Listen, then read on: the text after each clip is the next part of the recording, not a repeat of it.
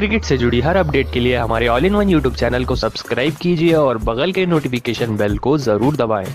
दोस्तों अगर आप भी विराट कोहली को एक अच्छा खिलाड़ी मानते हैं तो इस वीडियो को लाइक जरूर कीजिएगा। दोस्तों भारत और इंग्लैंड का 5वां टेस्ट मुकाबला हद से ज्यादा रोमांचक होता जा रहा है, जहां भारतीय टीम के ऊपर इंग्लैंड की टीम काफी ज्यादा फिलहाल के वक्त भारी पड़ चुकी है। दोस्तों आप सभी को बता दें, इंग्लैंड की टीम फिलहाल भारतीय टीम के 378 रन के लक्ष्य का पीछा कर रही है। जी हाँ दोस्तों, भारतीय टीम ने काफी बेहतरीन लीड दी थी इंग्लैंड की टीम को और पहाड़ जैसा लक्ष्य दिया था भारतीय टीम ने अपनी दूसरी इनिंग में बल्लेबाजी कर दोस्तों इतने टारगेट का पीछा करते हुए एक और बार जॉनी बेस्टो और जो रूट ने ताबड़तोड़ बल्लेबाजी की और एक और बार दोनों की साझेदारी ने भारतीय टीम को काफी बड़ा झटका दे दिया। दोस्तों पिछले मुकाबले में सेंचुरी लगाने वाले बल्लेबाज जॉनी बेस्टो को मोहम्मद शामी ने लगभग 99% आउट कर दिया था। दोस्तों इस तरह से जॉनी बेस्टो शामी गेंद पर एज दे बैठे और पीछे खड़े हनुमा विहारी ने गेंद को पकड़कर डाइव लगाने के चक्कर में छोड़ दिया। दोस्तों इस तरह से शामी की गेंद पर एज दे बैठे थे जॉनी बेस्टो और गेंद जा रही थी स्लिप में और स्लिप में लगभग गेंद को पकड़कर पूरी तरह से छोड़ बैठे हनुमा विहारी, जिसके चलते बड़ा जीवन दान मिला जॉनी बेस्टो को। दोस्तों आप सभी को बता दें, उस वक्त जॉनी बेस्टो ने 20 रन भी नहीं लगाए थे।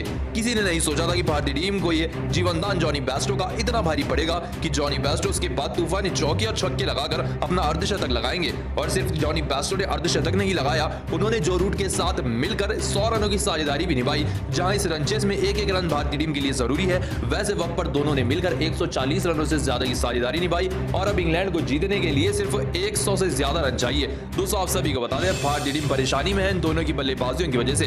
भारतीय टीम ने जॉनी बेस्टो को जीवन दान देकर काफी खतरनाक काम कर दिया है। 200 बेस्टो 72 रन नाबाग है और रूट 76 रन नाबाग है और इंग्लैंड को सिर्फ 119 रन चाहिए जीत के लिए। भारतीय टीम अब बुरी तरह से फंस गई है। दोस्तों आपको क्या लगता है, 5वें दिन कौन सी टीम ये मुकाबला जीत पाएगी? इसका जवाब हमें कमेंट में एक बार जरूर बताते हुए जाएं। दोस्तों भारत बनाम इंग्लैंड के 5वें टेस्ट मुकाबले का 14 दिन भारतीय टीम के लिए खराब रहा। शुरुआती 3 दिनों की बात करें तो पहली इनिंग में भारतीय टीम ने 416 रन लगा दिए थे तो इंग्लैंड की टीम 284 रन पर ऑल आउट हो गई थी और दूसरी इनिंग में भारतीय टीम ने 125 रन लगाए थे।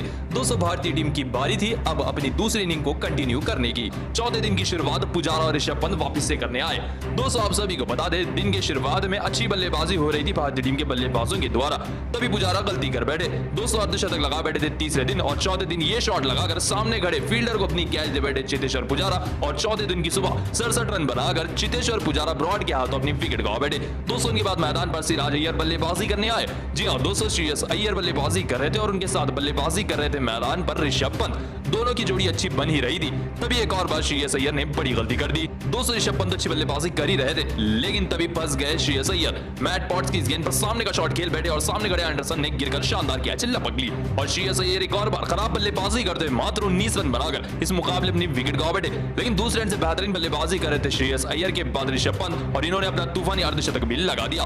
200 अर्धशतक लगाने के बाद इस तरीके से जैक लीच की गेंद पर पीछे का शॉट खेलने के चक्कर में पंत पीछे खड़े रूट को अपनी कैच दे बैठे और अपनी बड़ी विकेट गवा बैठे। दोस्तों इस मुकाबले में ऋषभ पंत आउट हो गया 57 रनों की पारी खेल। दोस्तों उनके बाद अगली विकेट गिरी लॉर्ड शार्दुल ठाकुर की, जो इस तरीके से फंस गए और पीछे खड़े फील्डर ने कैच पकड़ ली। मैट पॉट्स की गेंद थी, जैक क्रॉली ने ठाकुर की कैच पकड़ी, जिसके चलते 4 रन बनाकर शार्दुल ठाकुर भी अपनी बड़ी विकेट गवा बैठे। दोस्तों जाडेजा और शामी मैदान पर बल्लेबाजी कर ही रहे थे, तभी शामी ने इस तरीके से गैर जरूरी शॉट खेला। दोस्तों गेंद जा रही थी हवा में और गेंद के नीचे आ गया एलेक लीस। बेन स्टोक्स की ये गेंद थी, मोहम्मद शामी की बड़ी विकेट मिली। दोस्तों मोहम्मद शामी 13 रन बनाकर 14 गेंदों का सामना करते अपनी बड़ी विकेट गवा बैठे। दोस्तों उनके बाद जाडेजा भी गेंद को टच करने के चक्कर में स्टोक्स की इस गेंद पर इनसाइड एज के चलते बुरी तरह से बोल्ड होकर रह गए। 23 रन बनाकर साथ जाडेजा बोल्ड होकर रह गए स्टोक्स के हाथों। उनके बाद आखिरी विकेट थी जसप्रीत बुमराह की, जो स्टोक्स की इस गेंद को हवा में खेल बैठे और पीछे खड़े फील्डर ने इस तरह से कैच लपक ली और बुमराह भी 7 रन बनाकर आउट हुए, जिसके चलते भारतीय टीम ऑल आउट हुई। 245 रन बनाकर अपनी दूसरी इनिंग में भारतीय टीम ऑल आउट हो गई। जी हां दोस्तों, भारतीय टीम 245 रन पर ऑल आउट हुई और इंग्लैंड को टारगेट मिला 378 रनों का। जी हां दोस्तों, इंग्लैंड को मुकाबला जीतने के लिए 378 रन लगाने थे। अब इंग्लैंड की टीम की बारी थी इतना टारगेट का पीछा करने की और इंग्लैंड की टीम होती दूसरी इनिंग में बल्लेबाजी करने के लिए। आइए इंग्लैंड की शुरुआत को भी देख लेते हैं। दोस्तों जैक क्रॉली और एलेक्स लीच आए बल्लेबाजी करने के लिए और दोनों ने शुरुआत ठीक ठाक दिलाई।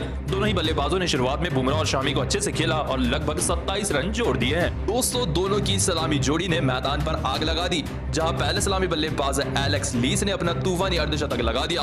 दोस्तों खतरनाक फॉर्म में चल रहे थे और उनके साथ दूसरे सलामी बल्लेबाज जैक क्रॉली भी तूफानी फॉर्म में चल रहे थे और दोनों ने मिलकर 110 रनों की शतकीय साझेदारी निभाई थी बिना कोई विकेट खोए। तभी बुमराह ने इस तरीके से बोल्ड कर रख दिया दूसरे सलामी बल्लेबाज जैक क्रॉली को। दोस्तों एक अच्छी पारी खेले जैक क्रॉली 46 रन बनाकर बुमराह के हाथों आउट हुए। दोस्तों उनके बाद आए थे ओली पोप। आते ही बुमराह ने उन्हें इस शॉर्ट गेंद पर फंसाया, बल्ले का एज लेकर गेंद गिरी ऋषभ पंत के दस्तानों में और यहीं पर बुमराह को एक और विकेट मिली। दोस्तों जसप्रीत बुमराह ने एक और विकेट निकाली ओली पोप के रूप में, जो 0 रन बनाकर आउट हुए। दोस्तों उनके बाद भी जो रूट बल्लेबाजी करने आए और जो रूट अच्छी फॉर्म में नजर आ रहे थे, तभी एक और विकेट गिरी जो की थी सेट बल्लेबाज एलेक्स लीस की, जो इस तरीके से टच करने के चक्कर में सिंगल लेने के लिए दौड़ पड़े और दूसरे एंड से सार जाडेजा ने इस तरीके से रन आउट कर दिया। हार ना में एलेक्स लीस फंस गए जो रूट के बीच में। 256 रनों की तूफानी पारी खेल इंग्लैंड को एक मजबूत स्थिति में पहुंचाकर आउट हुए, लेकिन उसके बाद तो असली तूफान आना बाकी था। दोस्तों इंग्लैंड के सबसे खतरनाक बल्लेबाज मैदान पर आए जिनका नाम था जो रूट और उनके साथ भयंकर बल्लेबाज जॉनी बेस्टो आए। दोस्तों यहां से इंग्लैंड की बल्लेबाजी ने आग उगलना शुरू किया। दोनों की बल्लेबाजी में भारत उड़कर रह गया। दोस्तों दोनों ने इतनी खतरनाक बल्लेबाजी की, भारतीय टीम के किसी भी गेंदबाज की चलने नहीं दी। इसी शॉट के साथ जो रूट ने अपना तूफानी अर्धशतक पूरा किया और उन्होंने हाफ सेंचुरी को सेलिब्रेट भी नहीं किया। दोस्तों उनको देख जॉनी बेस्टो ने भी चौके छक्के लगाना शुरू किया और जड़ दिया अपना अर्धशतक। दोनों के बीच में 100 रनों की शतकीय साझेदारी हो गई। भारतीय टीम के लिए खतरे के संकेत हो गए।